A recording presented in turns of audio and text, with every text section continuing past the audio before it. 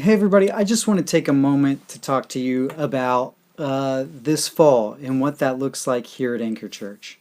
I know that many of you have asked and you've been curious. We've all been kind of in this wait and see, kind of circling the airport, kind of figuring, okay, when can we kind of return to kind of how things were? So, listen, we've been having some conversations with our leadership, our board. We've been discussing this and wrestling with this for a while. And it's complicated. It's complicated for everybody, not just for churches, but for businesses and schools. And I think you know uh, what it looks like for any given place to reopen safely is a tough question, and it's specific. So I want to let you know of a couple of things that are particular to us here at Anchor that are guiding our decision making, okay? First, our guiding priority or principle is that we want to love God and we want to love others and we want to put others before ourselves, that we want to show sacrificial love. So we've been willing to do whatever we've been asked for in that name to try to lay down our lives and our wants, our desires for the safety and health of others, okay? And so we've found a niche and been able to do our services online. But here's the things that are particular to us when it comes to meeting back in person in a building. First is this: we meet in a small building. Our sanctuary capacity is around 100, maybe a little bit more if we squeezed people in, which is not what you want to do right now. So it's a small space. It does have a tall ceiling. But here's the thing: it does not have an HVAC system. So there's no way to filter the air out and move air, which is one of the things that seems to be very, very helpful in mitigating risk when it comes to COVID. So little space, we don't have an HVAC system.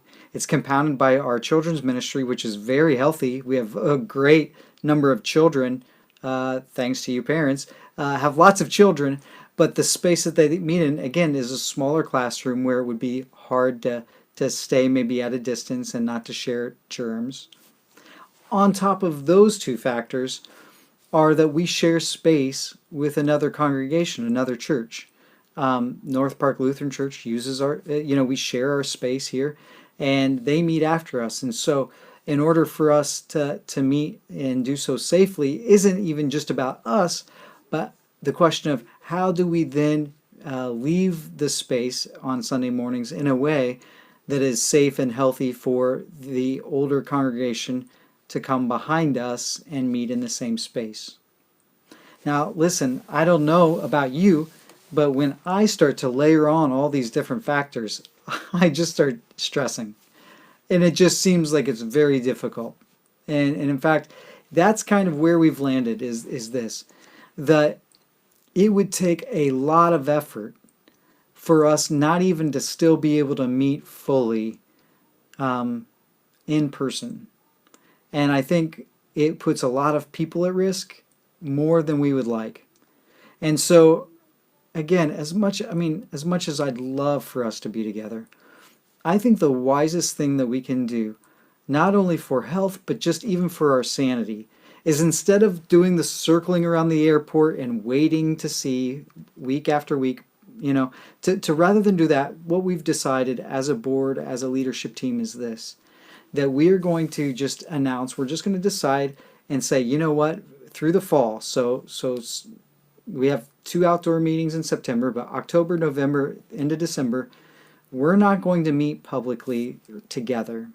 What we're going to do is we're going to hunker down. We're going to do our online worship services, and then we're going to continue to do more things in order to help you and your family and the people you know to love and follow Jesus, to be anchored in hope and expressed in love. Okay? So what does that look like? Well, we're going to be doing, again, online services like we do, but we're going to be doing more things to help you guys, okay? So we're going to, instead of circling and waiting and kind of holding on, which many of us sometimes, having that kind of attitude stops us from engaging. So instead of doing that, we're wiping away all uncertainty. We're not going to meet for the next few months. But here's what we're going to do. We're going to relaunch our groups, and there will be opportunities throughout the week for you to meet, including we're going to be doing a Bible study. Cameron and I think, are going to tag team that, or we're going to find a way of doing that in tandem for people who maybe don't have a group or maybe just want to touch base midweek and have either a discussion or go through a Bible study.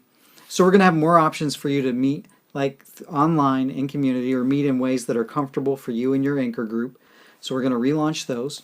We're going to have more resources for you parents to maybe help you to be a spiritual leader in your family in this time, which, by the way, historically, that's the way God's people have always been discipled and grown, is through their family and through their parents. And so we're going to support and equip you to do that.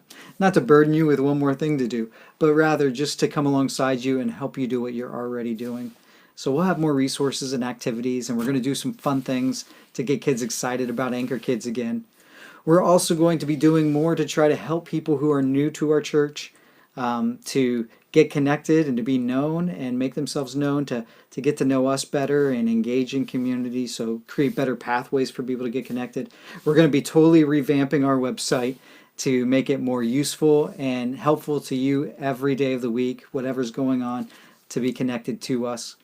And we're going to be finding ways, again, of helping people, no matter where they are in their journey of faith, to take the next step in following Jesus.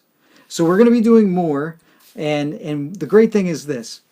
Every church I've ever been a part of has talked about how it's not, what happens on Sunday morning isn't as important as all the other days of the week. Funny enough, as soon as we can't meet on Sunday mornings, everybody flips out and says, we can't do this. I think if we do this well, and we do some of this restructuring and kind of change kind of the way we do things now, I think when we can meet together again in person and maybe even shake hands, who knows? Let's get crazy. I don't know. But when things do return to some semblance of normalcy, I think we as a church will be healthier. I think we'll be more resilient. I think we'll be stronger. And I think our faith will have more traction and more a deeper meaning than it did before. Okay? So I want you to know, we are not kind of waving a white flag and saying, okay, we give up. We're going to be working harder for you, and as a community, creating more ways for you to grow in this time. And I truly believe when we do get through it, we will be better. If you have any questions about this decision and what this looks like, you can email us. You can go on our website, anchorbuffalo.com, send me an email through our contact page. Whether it's a question or a concern, or maybe you're really angry and just want to rage at me, like, that's fine. You won't be the first person to do that. So feel free to do that too. I will receive your rage with care and concern. I'll read it and I'll respond to you. Okay. But that's what we're doing. I hope that's helpful for you. I hope the clarity and at least knowing what's happening removes at least one of the uncertainties that's floating around us right now and helps you to make wise decisions. And if you have a concern or something that's going on, I do want you to reach out to me, and I'd love to connect and discuss that. But with that being said, we love you. We are still anchored in hope, and we're still expressed in love, okay? And we're still doing that together. I hope you guys have a blessed week, and I hope to see you soon.